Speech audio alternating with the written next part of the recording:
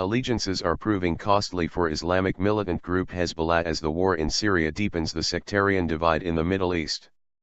Days after the town of al-Qusair fell to President Bashar al-Assad's forces this month with help from Lebanon's Shiite Hezbollah, the group was shunned by the six-nation Gulf Cooperation Council. The oil-rich, mainly Sunni GCC labeled it a terrorist group and threatened unprecedented measures against its loyalists and their financial transactions. The U.S. said last week it will help arm the Syrian opposition.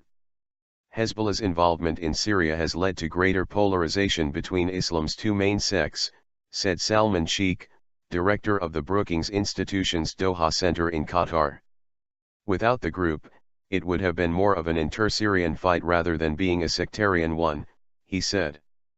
The result is a watershed in the 31-year history of Hezbollah, which seeks to portray itself as an anti-Israel resistance group and a champion of the downtrodden and oppressed, irrespective of their brand of Islam. Its fighters are also likely to get mired further in Syria's civil war to protect its central conduit of weapons and prevent the well-armed rebels from strengthening Sunni militias in Lebanon, said Torbjorn Soltvedt, senior analyst at Maplecroft, a UK-based risk consultant. Sunni militias. Combined with significant pressure from Iran, these factors are likely to lead to even stronger involvement by Hezbollah in the Syrian conflict despite the hostile GCC stance, he said. Most of the rebels fighting Assad are Sunni Muslims while the president belongs to the minority Alawite sect, an offshoot of Shiite Islam. The split resulted from a dispute over succession following Prophet Muhammad's death in 632. Hezbollah's open alignment with the Syrian regime has triggered an escalation in the Sunni rhetoric, including from Saudi Arabia's top cleric. Grand Mufti Sheikh Abdulaziz al-Sheikh called Hezbollah a loathsome, sectarian group in a statement carried June 6 by the official Saudi press agency. He also endorsed Egyptian-born cleric Yusuf al-Qaradai's call on Sunni Muslims from his base in Qatar to fight a holy war in Syria. Saudi Arabia's stock market, the Arab world's biggest, dropped the most in almost 2 years on June 15 after King Abdullah interrupted his vacation in Morocco because of what the official Saudi press agency said were escalating concerns relating to events in the region. Armas. Egyptian President Mohamed Morsi, who hails from the Sunni Muslim Brotherhood, on June 15 suspended diplomatic relations with Assad. Egyptians stood by Lebanon and Hezbollah against Israel in 2006, and today we stand against Hezbollah for Syria, Morsi told a stadium packed with his supporters. Khaled al-Qaza, Morsi's secretary for foreign affairs, last week said Egyptians were free to make up their minds about going to Syria. More fighters may make their way to Syria after Mohammed al-Arifi, an influential Saudi scholar whose comments are often cited, gave a sermon in a Cairo mosque on June 14 urging Sunnis to take up arms against Assad and Hezbollah.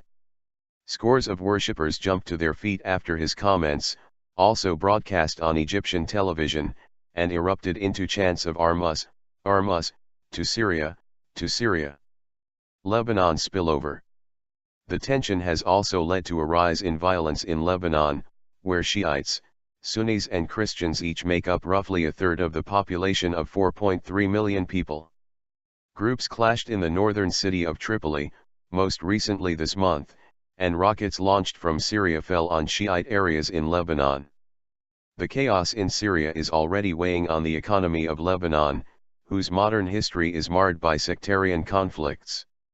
Growth, which averaged 8% from 2007 to 2010, won't exceed 2% in 2013, Finance Minister Mohammed Seyfedi said in a June 5 interview. The risk premium investors demand to hold Lebanon's debt over U.S.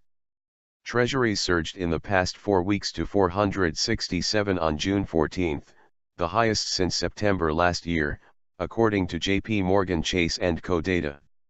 Arabic for Party of God, Hezbollah, is the only group that refused to disband following the end of Lebanon's 1975-1990 civil war, swelling from a small militia in 1982 to the most powerful political group in the country with seats in parliament and ministers in the cabinet in Beirut. Israeli threat. Hezbollah says it needs its arsenal of weapons to defend against Israeli attacks. It spearheaded the fight against Israel's 18-year occupation of an enclave in South Lebanon. Israel withdrew in 2000, a move Hezbollah claimed as a victory. The group also fought an inconclusive war against Israel in 2006, earning popularity among Sunnis as well as Shiites. Hezbollah chief Hassan Nasrallah has linked the group's involvement in Syria with its resistance narrative. He called the fighting part of a broader struggle against Israel, saying Hezbollah won't keep silent and watch its back break.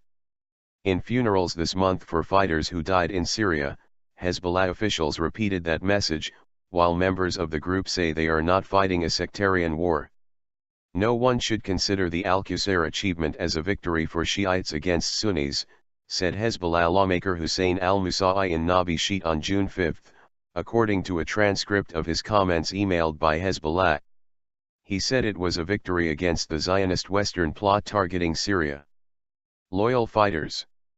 Syrian opposition groups, which the U.S. government will supply with small arms and ammunition, say Hezbollah is mobilizing its fighters along with Syrian troops outside Aleppo in the north for a push into the city, which unlike al-Qusair, is far from the borders of Lebanon. One of the consequences of Hezbollah's engagement in Syria is the possibility that Lebanese Shiites who work in Gulf countries and send money back home would be expelled, said Peter Harling, project director with the Middle East program of the International Crisis Group think tank. It's happening on a small scale, but you could have an exodus of Lebanese Shiites who are present in the Gulf in large numbers, making a lot of money which they send home, he said in a phone interview. This can have a very dire economic impact on the Shiites in Lebanon. The crisis in Syria has also deepened tensions between the Western-backed March 14 group and the Hezbollah-led March 8 group, which dominates the caretaker government of Najib Mikati. What is Hezbollah doing in the alleys of al-Qusair and amid the rubble of its houses and buildings? Former Prime Minister Fuad Sinayra, who heads the Future Movement in the March 14 bloc, said in a June 7 statement. What is Hezbollah doing to Lebanon and the Lebanese, to the Arabs and Muslims? For now, the group is stuck on its side of the sectarian divide.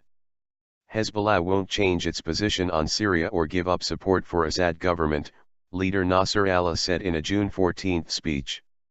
The alternative in Syria is chaos, he said.